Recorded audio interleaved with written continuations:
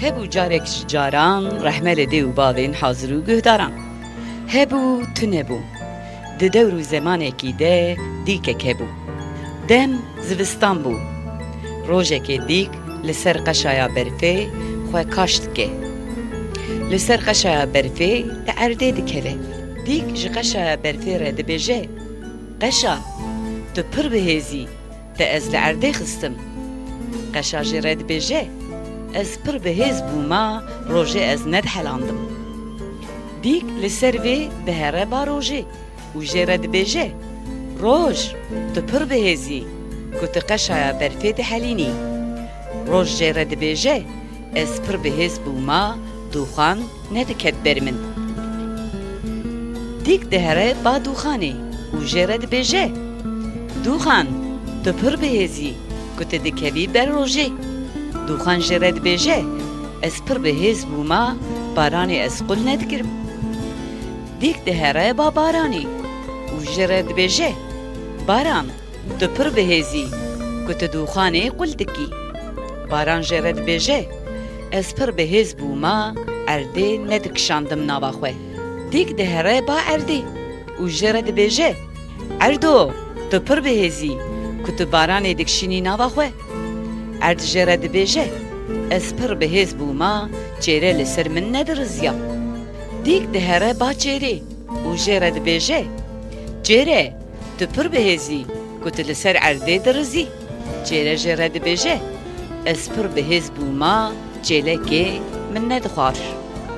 Dîk dihere ba çêlekê û jê re dibêje: Çêlekê, tu pir bihêzî, ku tu çêrê dixwî.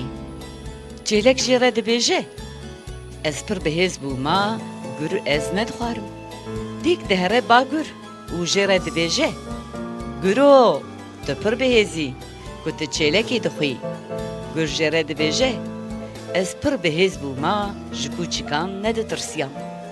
Dîk dihere ba kûçik û jê re dibêje: Kûçiko, tu pir bihêzî, ku tu gur ditirsînî. Kûçik jê re dibêje: Ez pir bihêz bûma, xwediyê min têr li min nedixist. Dîk berê xwe dide cem xwedî. Pir dihere, hindik dihere, gelemek dilingê wî de diçe.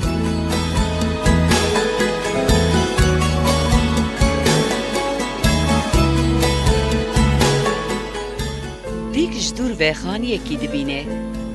Di paceya xênî de dûxanek derdikeve. Dîk dikeve hundir. Ji jinika ku bi porê xwe nan lê dixere dibêje: Dîk gelemî jilingê min derxe, bênanê xwe lêxe. Jinik bi vî gelemî nan lê dixe.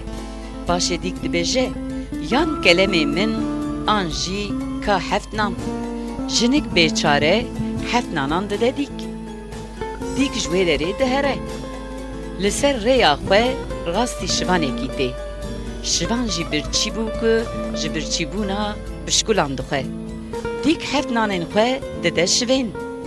Şivan bi van heft nanan zikê xwe têr dike şûn de dîk ji şivên re dibêje: Yan heft nanên min an jî ka heft beranan. Şivan heft beranan dide dîk. Dîk heft beranên xwe dide ber xwe û ji wê derê dihere. Dîk dihere gundekî ku li gund dawetek heye. Li dawetê şûna berx û mîhan pisîk û kûçikan ser jê dikin. Dîk ji wan dipirse: Çima hûn pisîk û kûçikan ser jê dikin? Gundî jê re dibêjin: Tu heywanên din tune ne. Ji bo wê dîk beranê xwe dide wan, ew beranan ser jê dikin, paşê dawet diqede, dîk ji wan re dibêje: Yan beranan bidin min, an jî bûkê.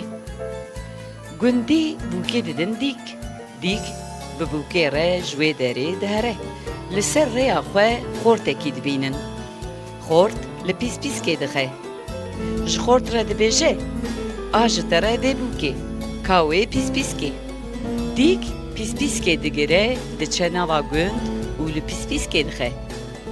Pîspîskek me bi heft nanan, heft nan bi heft beranan. Heft beran bi bûkekê, bûkek bi pîspîskekê. Çîroka me li dîyaran, rehme li dê û bavên guhdaran.